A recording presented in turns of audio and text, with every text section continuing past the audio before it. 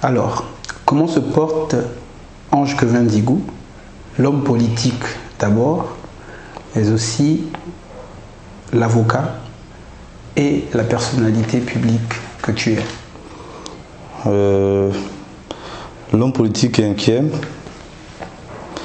L'avocat est toujours à la recherche de la justice. L'homme public, il se bat pour l'intérêt public. Nous sommes à l'orée d'une nouvelle année. Quel bilan politique fais-tu de l'année écoulée et quelles sont les perspectives pour cette année 2021 marquée par la riposte contre la Covid-19? Il faut dire que de manière générale, le bilan politique de l'année écoulée, c'est un bilan quasiment nul, dans la mesure où, sous prétexte du corona, on n'a pas eu d'activité politique dans notre pays. On a eu des mesures restrictives sur tous les plans, notamment sur le plan de l'expression publique, puisque au détour du corona, le gouvernement a profité pour museler la classe politique. Donc, en dehors des sorties en violation des mesures barrières faites par le PDG, il n'y a pas eu une activité de l'opposition, une activité de la classe politique générale dans notre pays. Donc je peux dire que politiquement, du point de vue de la vie de la société gabonaise, nous avons eu un point mort qui a été organisé et orchestré par le pouvoir. Donc il est difficile de donner un avis sur l'année politique qui a été quasiment nulle. Le PLC est tout de même resté silencieux. Est-ce qu'il n'existe pas aujourd'hui des moyens d'expression que ta formation politique aurait pu utiliser pour donner son opinion sur la gestion de la chose publique, par exemple? J'avoue que, parce que nous ne sommes pas un parti de dictature, vous l'aurez remarqué, parce que nous sommes un parti démocratique et parce que le rôle des dirigeants du parti, le rôle que le mien ou celui des présidents, n'est pas d'exprimer la voix de sa personne, de l'autorité politique qu'on est.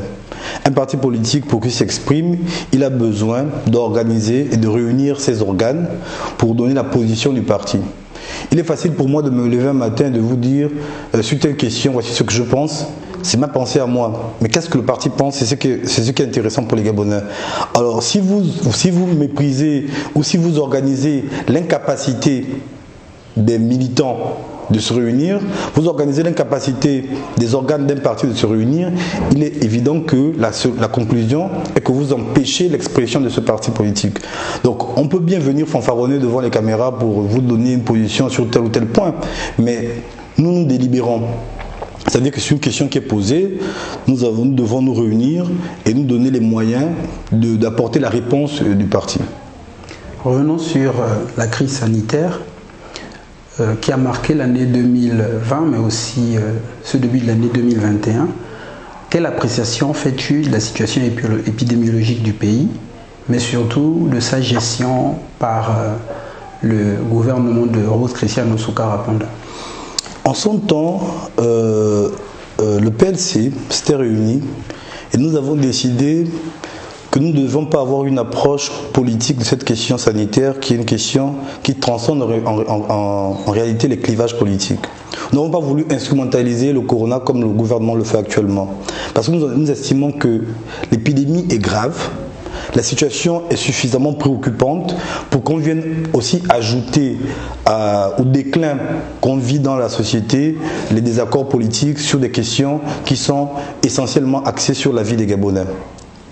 Mais il est dommage que nous soyons les seuls à avoir compris ça, puisque le gouvernement, vous avez vu depuis le départ, utilise le corona comme un instrument pour, au fond, démontrer toutes les grossièretés de violation auxquelles ils sont coutumiers, pour démontrer leur incapacité à assumer et à transcender en réalité les clivages politiques. Nous sommes le seul pays où on estime que tous ceux qui ont raison sont ceux qui sont PDG, où ils estiment que ceux qui sont dans l'opposition ou dans la société civile ne peuvent apporter aucune solution, ne peuvent apporter aucune proposition pour trouver des solutions à la crise sanitaire. Rendez-vous compte que depuis que cette épidémie sévit dans notre pays, il n'y a jamais eu une concertation nationale. C'est-à-dire qu'on n'a jamais invité la classe politique et la société civile. Non, en 100 ans, le Premier ministre sortant a réuni... En 100 ans, le Premier ministre sortant a réuni la classe politique pour faire une déclaration. Ce n'est pas ma conception de la concertation. Dans la concertation, on échange. Le PLC était représenté? Vous savez une chose, nous, notre intérêt, c'est le peuple. Notre intérêt, c'est pas faire les mannequins devant le gouvernement. Et nous refusons les positions de posture. C'est-à-dire que si vous invitez des gens pour leur dire « je vous ai invité parce qu'il y a une crise et je vous ai invité pour vous dire ma messe », nous n'avons pas d'autre place là. Si on demandait à la classe politique de participer, de contribuer à des propositions pour des solutions sur la sortie de crise sanitaire, oui, nous aurons une autre place autour de la table pour dire voici ce que nous pensons que vous devez faire. Donc cette crise-là, elle est aussi révélatrice, comme toutes les grandes crises, des défauts du système. Vous avez au fond une gestion totalement, et je le dis avec gravité, de l'irresponsabilité du gouvernement. Ils ont décidé de ne rien faire. Ne rien faire, c'est ça le leitmotiv. On ne fait rien et on détruit tout. On ne fait rien et on restreint tout. Alors, comment voulez-vous qu'on puisse gérer une crise avec une telle légèreté? Je vous prends un exemple, ça fait un an qu'une partie de la petite économie ne fonctionne plus. Les bars sont fermés, les snack bars sont fermés, alors qu'il y a des gens qui ne vivent que de cette économie-là. Des gens à qui on dit on ne vous donne rien, mais on vous interdit de rechercher un peu d'argent pour vos familles. Ces gens-là doivent nourrir leur famille. Ces gens-là, au moment de la rentrée scolaire, doivent payer les fournitures scolaires. Ces gens-là doivent s'occuper de l'année scolaire, payer donc le taxi pour que les enfants aillent à l'école. Comment ils peuvent le faire s'ils ne peuvent plus avoir des sources de revenus? Ils ont reçu il y a un mois entre 200 et 350 000 francs. Ils ont reçu, je ne sais pas sur quels critères ces gens-là ont reçu. Moi, je connais beaucoup de gens qui sont dans ce domaine-là qui n'ont reçu aucun franc. Mieux, vous avez le monde du spectacle. Les artistes, ils vivent de quoi? Déjà que nous savons que c'était déjà difficile pour eux avant. Comment ils vivaient, comment ils font pour nourrir leur famille? C'est d'autant plus grave que lorsque ça a commencé, le président de la République avait décidé de prendre sur sa casquette personnelle des frais, je pense le ticket modérateur de la CNAMGS. 6 mois après, il s'est senti incapable de continuer. Si lui qui a une fortune ne pouvait pas faire plus de 6 mois, respecter l'engagement qu'il avait pris dès le départ, vous imaginez ceux qui n'ont rien, qui font un an sans rien. C'est-à-dire que lui dit, parce que j'ai beaucoup d'argent et parce que je veux poser un acte de solidarité, je vais payer le ticket modérateur. Lui, il s'est essoufflé au bout de 6 mois. Et on demande aux gens qui n'ont rien de rester pendant un an sans rien. On estime que vous devez rester sans rien faire et sans rien dire. J'estime que ce n'est pas une gestion responsable, ce n'est pas une gestion efficace et surtout, ce n'est pas gouverner d'agir ainsi. Donc, quels peuvent être les moyens de réponse, sinon les solutions pour essayer d'aider ces différentes couches de la société qui sont confrontées à ces difficultés de la Covid-19? Il y a un pays qui a démontré une façon responsable de prendre les choses. La responsabilité, c'est d'abord de savoir ce qu'on est capable de faire, ce qu'on est capable d'assumer et comment on peut l'imposer aux populations. Le Bénin a à peu près plus de 12 millions d'habitants.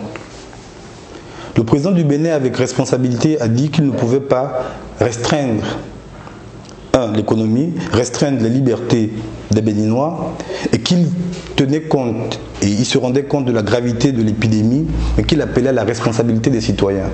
Donc il demandait à ce que les gestes barrières soient respectés, mais qu'on ne pouvait pas interdire à la petite commerçante ou au petit barman de faire son travail parce que c'est sa principale source de revenus et qu'il n'avait pas les moyens au niveau de l'État de pallier à cette source de revenus si elle était coupée. Le Bénin, c'est près de 13 millions d'habitants, mais c'est le pays où tout est libre et ils sont à peu près à une quarantaine de morts. Le Gabon, c'est à peu près 2 millions d'habitants. Nous sommes à près de 80 morts. En termes de rapport, il y a 7 fois plus de morts au Gabon où tout est bloqué qu'au Bénin où tout est libre. Donc nous estimons que nous avons pu constater que, au fond, si nous respectons les gestes barrières, nous pouvons à la fois permettre aux gens qui vivent de leur petite économie de le faire et permettre aux Gabonais avec responsabilité de gérer la crise en respectant les gestes barrières, parce qu'au fond, il n'y a pas d'autre solution. Vous voyez, j'ai vu encore pour parler de la crise du coronavirus, j'ai vu encore dans les décisions, j'ai envie de dire, imitatives du gouvernement, j'ai vu qu'ils ont décidé que bientôt on va vacciner tout le monde. Tout le monde sait que le vaccin ne vous empêche pas d'avoir la Covid. Tout le monde sait que le vaccin est enfin, si on appelle ça vaccin parce qu'il y a beaucoup de débats sur le sujet, le vaccin est un moyen pour atténuer les effets chez les cas graves. Quelle est la densité des cas graves au Gabon pour faire en sorte que le vaccin soit une solution au problème? Est-ce que nous avons dans notre pays établi que la population touchée par la Covid est une population vieillissante, est une population qui est vraiment impactée par les cas graves pour dire que le vaccin soit une solution? Puisque le vaccin ne vous empêche pas d'avoir la Covid, ne vous empêche pas de contaminer. J'ai vu une émission où un médecin racontait qu'après s'être vacciné, il a été atteint. Et peut-être que après la période d'immunité, il sera aussi encore atteint. Donc, la solution du vaccin qu'on nous présente aujourd'hui comme une solution panacée, elle n'est pas une solution réelle pour notre pays. Donc il faut selon toi peut-être une étude au niveau local pour déterminer si le vaccin est oui ou non une réponse à la propagation. Mais vous ne pouvez pas apporter une solution à un problème pour lequel vous n'avez pas fait aucune étude. C'est-à-dire qu'on fait du mimétisme. En France, ils ont dit qu'il faut vacciner plus de 2 millions d'habitants pour essayer d'avoir de lever un certain nombre de mesures qui ont été prises. Au Gabon, on se dit ah oui, parlons du vaccin. C'est-à-dire qu'on se demande si ces gens se sont assis et se sont demandé quel est le peuple qu'on gouverne. Il y a quand même un peu plus de 1500 cas actifs et 80 personnes en réanimation. Oui, ce n'est pas des chiffres qui sont alarmants, non? 80 personnes en réanimation et on vaccine tout le monde. C'est ça la solution. 80 personnes en réanimation et puis on dit, heureusement qu'on n'a pas, certains pays n'ont pas pris la solution de tuer les plus âgés, sinon nous on dirait, sans même qu'ils soient contaminés, il faut tuer tous les anciens. Parce que notre solution, la solution que nous devons trouver au peuple gabonais, c'est une solution adaptée à la société gabonaise. Et aujourd'hui, je ne suis pas convaincu que les cas contaminés, vous avez dit il y a 1000 cas contaminés, hein, sur 1500 cas. Sur les 1500 cas, vous avez dit qu'il y a 80 cas graves. 80 cas graves. En termes de proportion, excusez-moi, je ne trouve pas ça exagéré. Je ne trouve pas ça exagéré parce que, encore une fois, le vaccin, c'est pour les cas graves. C'est pour atténuer les effets du corona chez les cas graves. Est-ce que c'est la solution aujourd'hui? Non, puisque depuis un moment, c'est la campagne qui est lancée par le ministère de la Santé qui a démontré son incapacité à gérer la situation. Un ministre de la Santé qui vous explique qu'il ne faut pas vous rassembler à plus de 30. C'est le premier à danser, à faire des bains de foule, alors qu'il vous a dit quelques jours avant que ce n'était pas possible de le faire. Un ministre de la Santé qui vous demande de ne pas recevoir des gens chez vous, parce qu'il fallait fermer les églises. C'est le même ministre de la Santé qui se trouve dans une église. Apparemment, quand il est à OIM, il n'y a plus de corona. Toutes les mesures qu'il a prises avant, qu'il a énoncées avant, sur lesquelles on a martelé, parce que c'est un peu ce qui est difficile et énervant dans cette situation, c'est que lorsque on s'adresse aux Gabonais, on a le sentiment qu'on s'adresse à des enfants, des gens qui ne comprennent rien, des gens irresponsables. Or, justement, moi je pense que l'une des solutions qu'il faut apporter à la question du corona, c'est de responsabiliser les gens, de leur faire comprendre que vous êtes des grandes personnes, et il faut qu'on vous traite avec responsabilité, parce que nous sommes capables, nous, d'être responsables, nous sommes capables de respecter les mesures barrières, nous sommes capables de prendre conscience de ce que cette épidémie est une épidémie grave et qui nécessite notre engagement collectif. Alors le 12 février dernier, le gouvernement, à l'occasion d'une conférence de presse, corsait les mesures de riposte contre la Covid-19. Les dites mesures ont entraîné une levée de boucliers de la part des populations qui s'est manifestée en fait à travers le mouvement des casseroles. Mouvement qui a donné lieu ensuite à des violences. Quel commentaire fais-tu aujourd'hui de ces événements? Je voudrais commencer par adresser mes condoléances aux familles qui ont été éplorées par ces événements malheureux. Je voudrais regretter le fait que le gouvernement et le président de la République lui-même n'aient pas trouvé qu'il était suffisamment grave qu'il se prononça sur la question parce qu'il s'agit de perte de vie humaine. Je voudrais déplorer le fait qu'au Gabon, en 2021, on trouve la mort parce qu'on exprime une sensibilité différente de celle du gouvernement.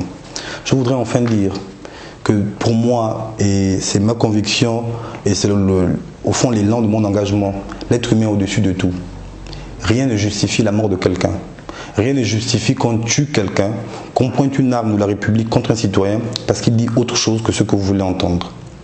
Et au fond, je déplore le fait, et ce n'est pas étonnant, parce que je n'ai aucun espoir sur la capacité du gouvernement à régler les problèmes des Gabonais, mais je ne comprends pas qu'on puisse être aussi sourd au fait que cette expression populaire est l'expression de la misère du peuple. Qu'on ne comprenne pas que les mesures qui sont prises sont des mesures qui oppriment le peuple jusque dans son quotidien. Des gens qui n'ont plus rien à manger. Vous avez vu quand ça a commencé, le coronavirus a commencé par une distribution de quelques cuisses de dindon, quelques cuisses de poule. Ceux-là qui ont commencé ça en disant « nous réglons bien le problème du corona, on va distribuer à manger à tout le monde », les miettes qu'ils distribuaient avant, ils ne sont plus capables de le faire aujourd'hui. Donc ils avaient compris que le corona plongeait la population dans une faim terrible. Et ceux qui ont faim décident de crier leur faim, on vous dit « silence, ici on tue ». Donc je ne peux pas avoir un commentaire positif sur cette situation. Je ne peux que déplorer l'incapacité du gouvernement à comprendre la misère du peuple gabonais. Le 1er mars dernier s'est ouvert la séance plénière constitutive de la 5e législature du Sénat, avec quelques jours auparavant la nomination de 15 sénateurs par le président de la République. Quel commentaire fais-tu en tant que secrétaire exécutif d'une formation politique? Je déplore encore une fois de plus le fait que le gouvernement actuellement s'emploie à détruire, à détricoter ce qu'on a comme fondement de l'état de droit chez nous. La constitution du Gabon fait que notre société soit organisée selon le principe de la séparation de pouvoir. Le principe de la séparation de pouvoir voudrait qu'il y ait le législatif, qu'il y ait le judiciaire et qu'il y ait le gouvernement. Et le gouvernement, le législatif et le judiciaire doivent s'administrer de manière indépendante. Dites-moi quelle séparation de pouvoir il y a encore quand le gouvernement, quand l'exécutif, peut désigner les membres du législatif. Je ne sais pas qui a eu cette idée parce qu'elle n'apporte rien dans les faits, dans la réalité, puisque aussi bien au Sénat qu'à l'Assemblée nationale, nous avons des élus nommés qui ne servent à rien. Puisqu'ils sont toujours sous la botte du gouvernement, ils font au doigt et à la lettre la volonté du gouvernement. Mais je ne savais pas qu'on aurait pu mettre dans la loi fondamentale, dans la Constitution, cette disposition qui est une disposition en réalité qui rend compte de la réalité. Celle qui veut que les sénateurs ne sont pas de véritables sénateurs, ils n'expriment pas la volonté des élus locaux, que les députés ne sont pas vraiment des députés, qui n'expriment pas la volonté du peuple, mais que aussi bien au Sénat et à l'Assemblée nationale, on n'exprime que la volonté du bord de mer. C'est ce qui s'est passé dans cette législature-là. C'est-à-dire qu'on a légalisé l'impensable.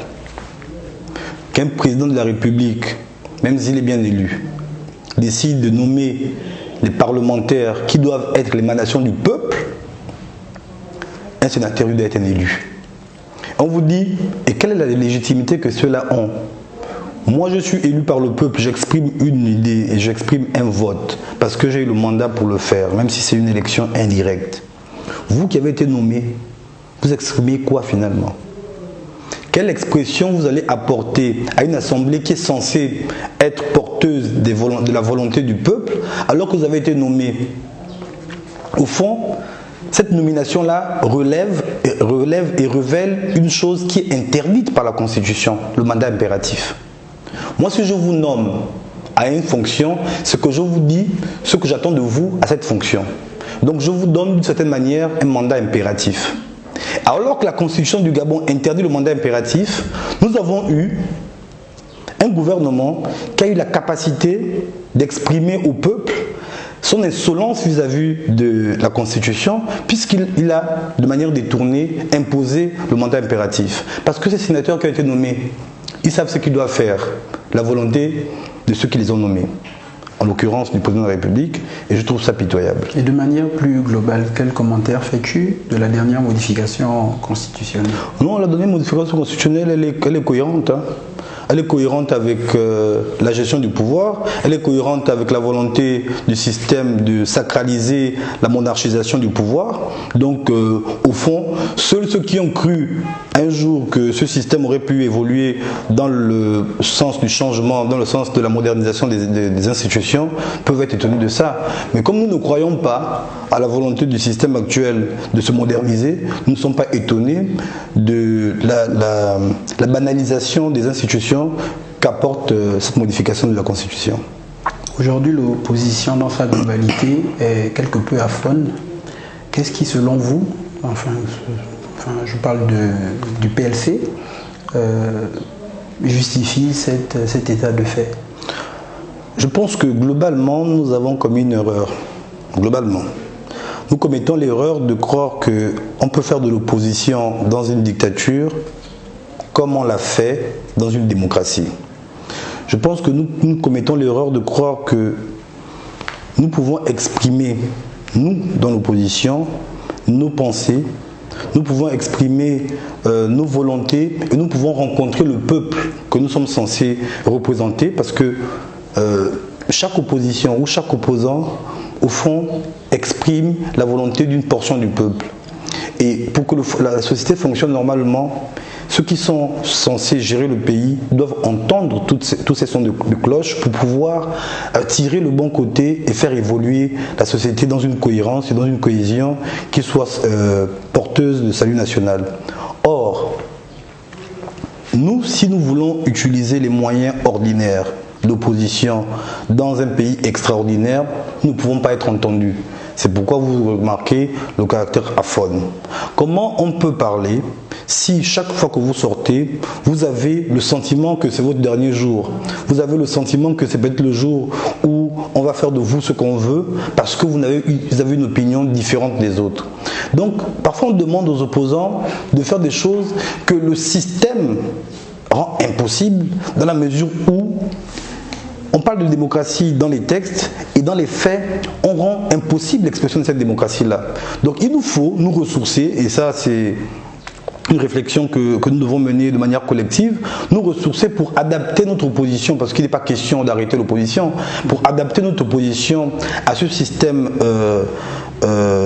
qui détruit l'expression de l'opposition, pour que nous arrivons à surmonter les moyens qui sont en face de nous contre nous et trouver le moyen d'exprimer malgré tout la volonté de ceux qui pensent comme nous.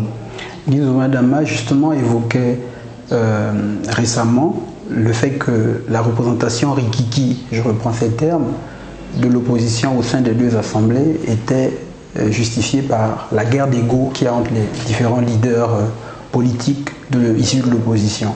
Est-ce que vous partagez enfin cet avis?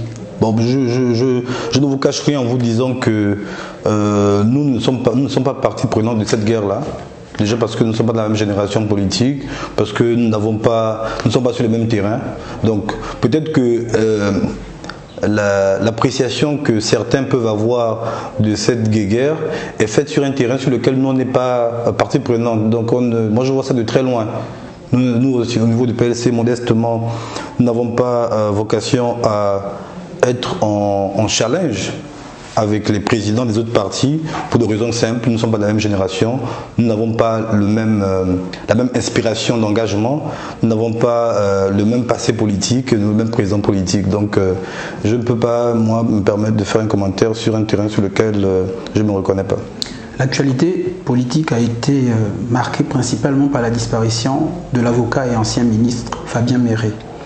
Quel souvenir gardes-tu de cette personnalité politique, mais aussi membre de la corporation à laquelle tu appartiens?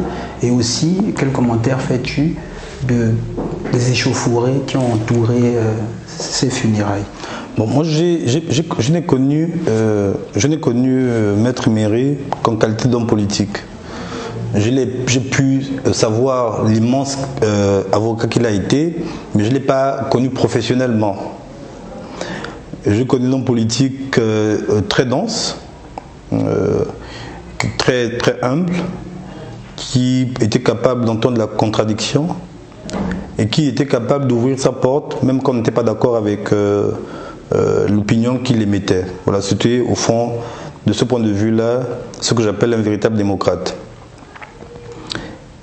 Je peux vous dire que la mort de Maître Méré convoque en fait, et ça c'est important, ce que nous voulons comme société et ce dans quoi nous existons. Notre culture, puisque en général, lorsque on veut parler des situations qui sont déplorables dans notre pays, on fait souvent recours à la culture. Notre culture consacre le sacre des morts. En fait, quand on est mort, on n'a plus de camp politique. Quand on est mort, on n'a plus de famille, on n'a plus de division. Même dans des familles ordinaires, lorsque quelqu'un meurt, tous ceux qui l'ont aimé, ne pas aimé, s'inclinent. Je ne dis pas qu'ils viennent lui rendre hommage, mais ceux qui ne l'ont pas aimé peuvent se taire et rester dans leur coin. Ceux qui l'ont aimé peuvent le célébrer. Je déplore le fait que Maître Méré n'ait pas pu voir sa dépouille sacralisée par ces éléments-là. Je rappelle quand même, et vous l'avez dit dans votre question, que Maître Méré a été membre du gouvernement. La question que je me pose, c'est comment ont été les membres du gouvernement actuel, qui ne sont pas immortels, quand ils ont vu l'hommage que le gouvernement a rendu, pour ne pas dire le contraire, à Maître Méré. Parce que je peux vous dire que ma conviction est qu'un jour, dans ce pays, les choses changent. Et que ceux qui sont aujourd'hui au pouvoir passent dans l'opposition. Ce jour-là, si nous sommes du bon côté, c'est-à-dire du côté du pouvoir, je serai parmi ceux qui vont se battre pour que les anciens membres du gouvernement soient respectés pour les titres qu'ils ont eus. Maître Méré a été avocat, mais il se trouvait un ministre de l'Intérieur.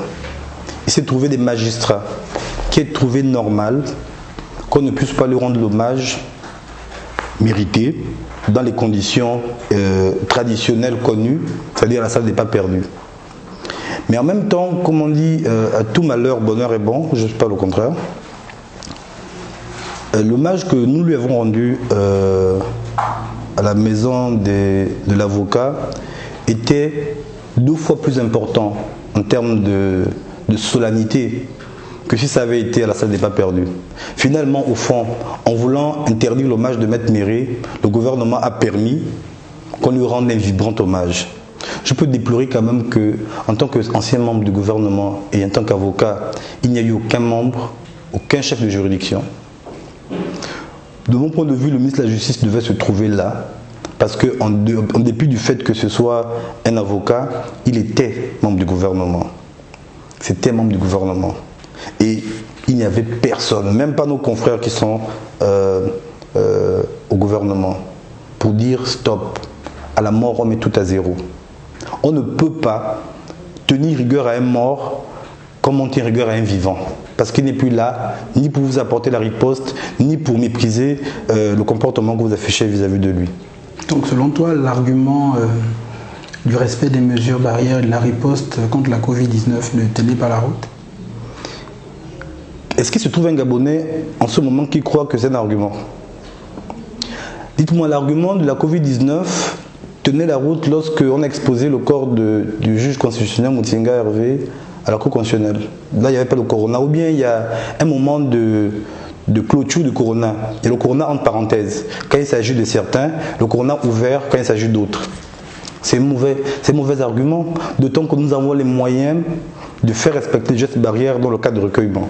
C'est peut-être le seul espace où, c'est un peu pareil avec les églises, on peut mettre 1 mètre de distance, on peut tous avoir nos masques, et donc on peut facilement rendre hommage à quelqu'un alors que le corona existe. Et ça c'est fait. Ça c'est fait et ça se fera. Parce que les morts c'est de 2 camps et c'est pas fini. C'est-à-dire que quelques semaines avant, nous avons un confrère qui a été exposé au palais de justice. Le Corona existait encore? Ou bien ils ont eu le bouton du pause Corona pour dire que quand c'est Maître Méré, on met play et puis là il y a le Corona, et quand c'est une autre personne, c'est un argument auquel personne, aucun Gabonais, je dis même pas eux-mêmes, n'a cru.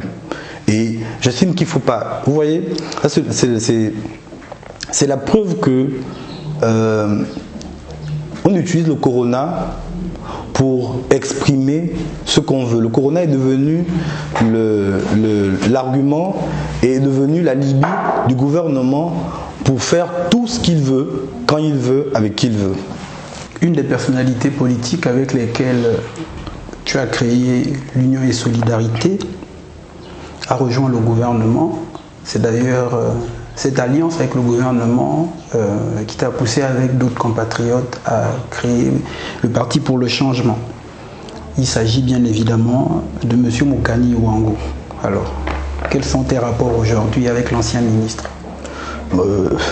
D'abord, je n'ai jamais eu de rapport personnel avec Mokani Ouangou. Nos rapports étaient politiques. Et vous voyez que depuis qu'il a quitté le gouvernement, la voie du peuple, celle qui nous réunissait, on n'a plus de rapport politique puisqu'on a choisi notre chemin. Moi, je voudrais même plus qu'on cristallise le débat sur ce monsieur dont tous les Gabonais ont compris la constipation démocratique. Je ne veux pas revenir sur une personne qui a démontré à la face du monde son incapacité à être cohérent et à défendre la cause publique, et qui a décidé désormais de ne défendre que sa cause personnelle.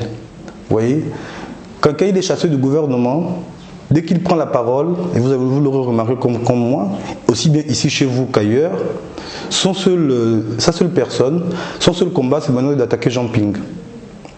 Depuis que Mokani Ouangou est sorti du gouvernement, toutes les prises de parole publiques qu'il a, c'est contre Jean Ping. Il ne voit rien de mauvais de ce que le gouvernement fait. Il ne voit pas la souffrance des Gabonais. Il ne voit pas l'inutilité de son entrée au gouvernement. Il est sorti et désormais, c'est Jean Ping, comme si c'était devenu sa monnaie d'échange pour répartir au gouvernement. Qu'est-ce que vous voulez que j'ai comme rapport avec quelqu'un qui insulte l'expression de la souveraineté populaire?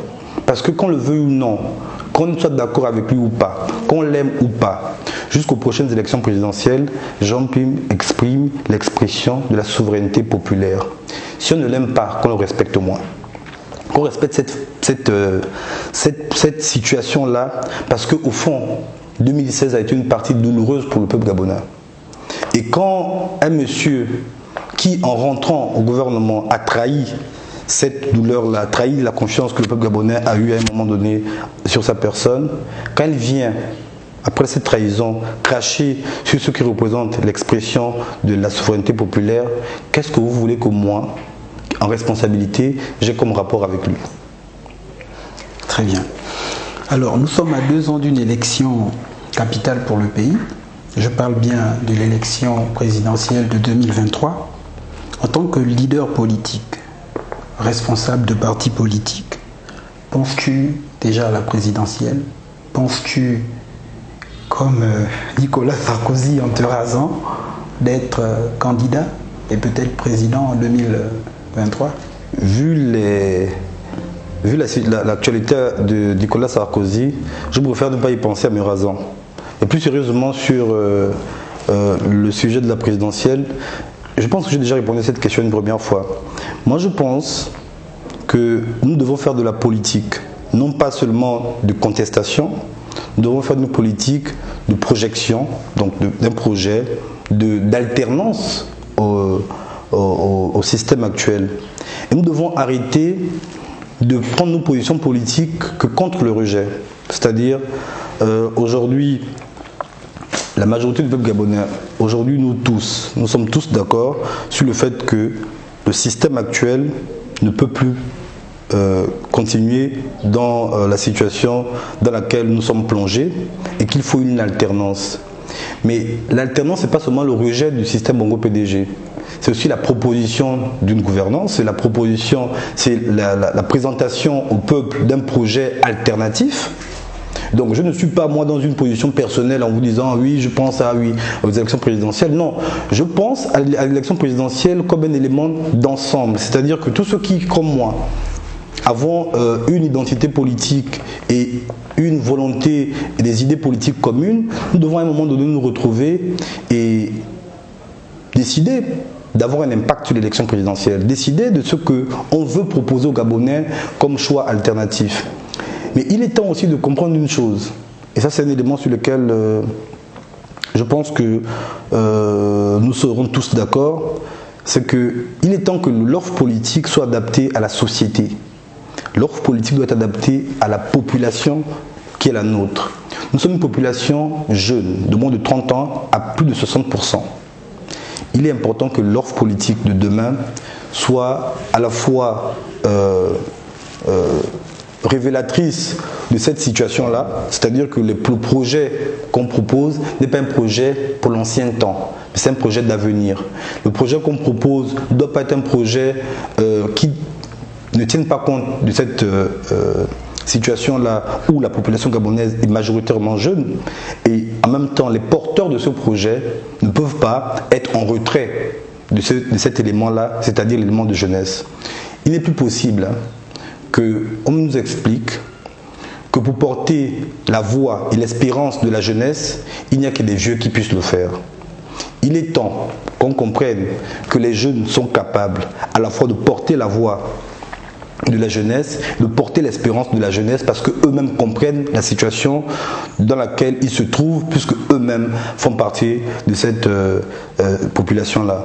Donc je pense que oui, pour les présidentielles, il faudrait que nous nous asseyions, que le seul élément de proposition ne soit pas non à Ali Bongo, que le seul élément de proposition ne soit pas non au PDG, mais que nous soyons capables non seulement de dire non, de proposer et de faire un choix par rapport à ces propositions-là.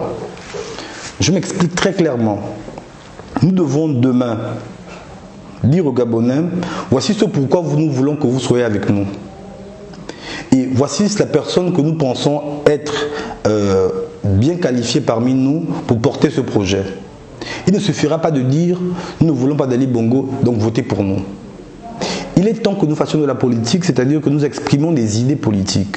Et il est temps que nous fassions que le vote des Gabonais soit un vote qui porte non seulement sur le rejet, parce que ça c'est aussi essentiel, mais qu'il porte essentiellement sur les idées que nous avons à partager. Il y a beaucoup d'éléments, et vous parlez de l'opposition plurielle, il y a beaucoup d'éléments au fond de notre opposition qui ne nous réunissent pas sur le point des idées. Beaucoup d'éléments qui font que, au fond, cette position unitaire n'est unitaire que sur le rejet du Bongo. Mais si nous voulons une alternative au système actuel, nous devons dépasser ce rejet-là et nous dire quelles sont les idées pour lesquelles nous devons être à la place de ceux qui sont là. Parce que s'il s'agit de remplacer des gens juste pour les remplacer et peut-être avoir le même fonctionnement, ça ne doit plus être le choix, ça ne doit plus être, si vous voulez, le leitmotiv de l'offre que nous aurons à proposer pour les présidentielles. Et nous tenons et nous tiendrons sur cette idée-là de proposer aux Gabonais des idées nouvelles pour une république nouvelle. Nous arrivons au terme de cet échange. Quel est ton mot de fin? Moi, je voudrais vous remercier de nous donner la parole aujourd'hui. Je voudrais vous féliciter des initiatives que vous prenez parce que, vous voyez, vous êtes un média qui a accepté de donner la parole à tous les camps politiques. C'est ça la démocratie. Il faudrait qu'on arrive. Vous voyez, il y a des médias qu'on ne voit que sur Internet et qui sont devenus des médias de propagande. Et le souhait que moi je fais de votre média, c'est qu'il ne soit pas un média de propagande, quelle que soit la pensée que les uns et les autres au sein de votre rédaction peuvent avoir. Les pensées, pardon, que les uns et les autres au sein de votre rédaction peuvent avoir. Je voudrais aussi profiter pour rappeler quand même ma solidarité au peuple gabonais, ma solidarité aux citoyens gabonais dans la phase difficile qu'ils traversent, parce que je sais que la situation actuelle rendu possible par le coronavirus fait que les Gabonais sont davantage dans la misère. Un peuple qui était dans la misère avant s'enfonce dans la misère avec les mauvaises mesures du gouvernement. Et je peux dire que nous sommes solidaires de ce peuple-là et j'espère que nous trouverons, parce que c'est au sein de ce peuple que nous devons trouver les moyens de nous sortir de la situation difficile dans laquelle nous nous trouvons. Je voudrais terminer par dire une chose. Chaque Gabonais doit prendre conscience de ce qu'il est responsable de la situation, il est responsable de la solution et il est la solution à la sortie de crise dans laquelle nous nous trouvons. Je ne parle pas que de la crise sanitaire, ça personne n'y peut rien. Je parle de la crise sociale, la crise économique, je parle de la destruction du pays dans lequel nous nous trouvons et il est facile de les jeter anathème sur chacun pour dire ah oui mais qu'est-ce que les opposants font. Nous devons nous poser la question chaque matin que Dieu fait, qu'est-ce que nous faisons nous pour notre pays, parce que nous devons comprendre que nous sommes chacun d'entre nous, chacun pour soi, une solution à la sortie de crise pour, on va dire, l'espoir de notre pays. Ange Kevin Digou, merci. C'est moi qui vous remercie.